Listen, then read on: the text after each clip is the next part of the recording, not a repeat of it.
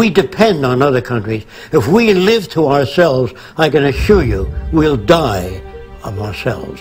Because if the Russians do nuclear testing and they dump radioactive stuff into the sea, or the Japanese, the world is one big place and the air moves around and the waters move. Therefore, living to yourself, your little isolated colony, your little culture that you want to build, your little city that you want to build of people with like-mindedness, all of that has no basis for survival. Because in the event of catastrophic failure, you will be invaded by the minorities if they don't have food, water, or the wherewithal to live.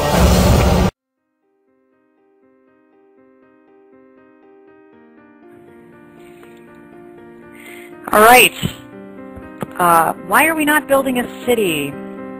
I get that question asked a lot too. Some of the ways that I respond is, well, really, at the core of the Zeitgeist movement, it's a social movement. So even if we took everybody right now and dropped them into a city, they wouldn't know what to do with it. They wouldn't know. I think they would feel very uncomfortable because it wouldn't represent the value system that they currently have. They wouldn't understand things not working. Well, for one thing, it wouldn't be a true global resource-based economy because it would still work within a microcosm of scarcity, so it wouldn't really be what we're advocating.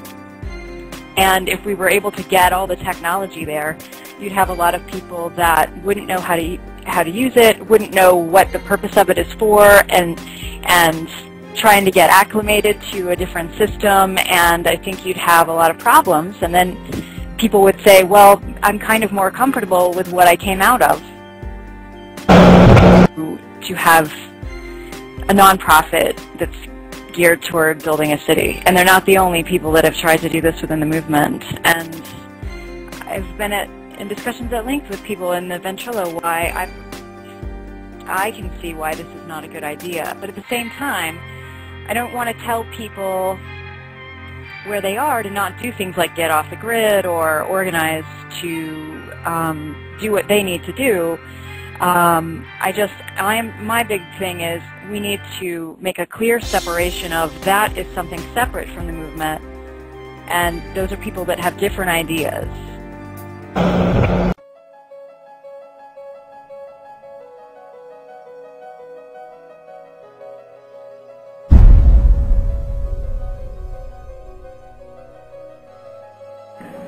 There was on the subject of the city.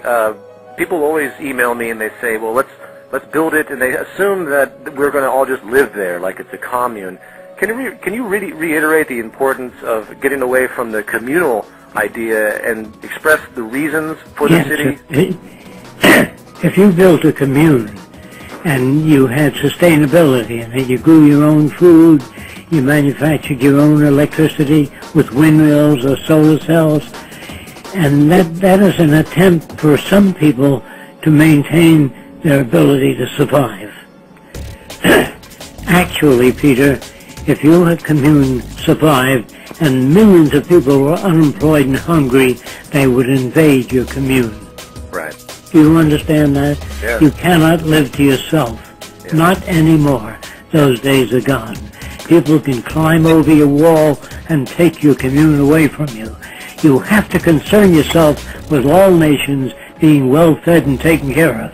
As long as you have separate nations, and as long as separate nations control most of the Earth's resources, you're going to have territorial disputes. Think about it. You don't take my word for it. Until we learn to share the Earth's resources and work to improve the lives of all the Earth's people, you don't have a reason for attack. Yes. You must do away with the cause of militarism and military attacks or military attempts at bringing democracy to another country. I would say that's false. The real reason we go to other countries is to tap their resources. So even if we built a nice, comfortable city and the rest of the world was hungry, we'd be invaded. The first city, if we can get it going to be what we want it to be for the Venus Project, would be a research center to promote this direction in every way possible, and it would be a planning center for the next city. And we would be having people there that would be producing in any way possible things to get these ideas out, such as books and videos and movies, to reach all different types of people. And then we'd invite people from all over the world. We'd have a section of it, maybe 1/8 of the city, left for people from all over the world to come and visit and see the city, and then go back, and hopefully they would do one city in their part of the world, and it would gradually spread. The building of the city would be lower cost than any other type city, because it's not built for conspicuous waste. It's built for energy consumption and to save resources and to promote a higher standard of living.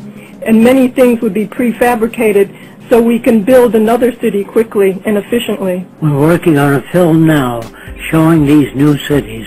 They're immersed in lovely gardens with waterfalls, ponds, lakes, flowers, trees.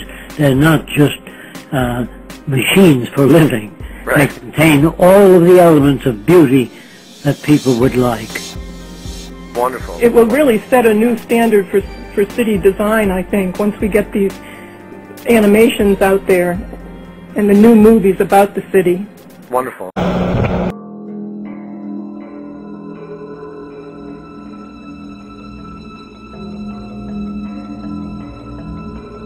For selfishness in the Venus Project, and anyone who thinks they, quote, turned out just fine, but still feels that they are only interested in this path so long as they have to make no personal sacrifices, is clearly not on the same page. This is dangerous to any efforts to start building a city. Anyone who still holds this value system would be highly destructive of the social environment that we need to achieve our goals. People who, quote, don't give a whit about egalitarian values are actually the reason we have this problem in the first place. This is why education and spreading the word is vitally important at this stage. If we don't have a solid foundation of the values needed, and the city, any city that eliminates scarcity will still end up corrupted and destroyed. The Soviet Union is an example of what happens when a community comes together to build a community based on principles they don't truly understand. We have another serious problem in that the maturity level of everyone in the movement is not yet conducive to following this path. Today in the chat room I talked about doing a show about this subject. Someone else took offense to that. He happens to be part of an effort to build a city now. The exchange that went on following this led to some rather negative exchanges. Among them was him telling me, we are going to build it whether you agree with it or not, and when we asked him to provide debate, he said he didn't have to debate it. Eventually another person got involved by telling me to shut up and calling me names and other assorted nonsense. People started to weigh in on both sides. Some people said we should just ignore them, other people said we should drop the subject, etc., etc., etc. Now once again I am going to stay out of any of my personal feelings on the issues presented. However, this again was another serious example of my point being proven for me. If our value structure was sufficient, nobody would be telling anybody to shut up or making statements like, I don't have to debate it. We have a lot of growing up to do within this very movement, and that needs to happen well before we start building anything. If we can't conduct ourselves well in an internet chat room, then our only solution to this sort of behavior is to try to ignore it, and then how are we going to handle important meetings on subjects we need to discuss in the building of a city? We are not building cities that Jacques Fresco has already given. We anticipate a collapse, not an if, a when. Any such communes will immediately be the subject of scrutiny and propaganda as the system tries to save itself from its own shortcomings. After a collapse, any such community will be plundered and destroyed. We cannot make plans for just a few of us. We need them to save everyone, or in the end, we will save no one.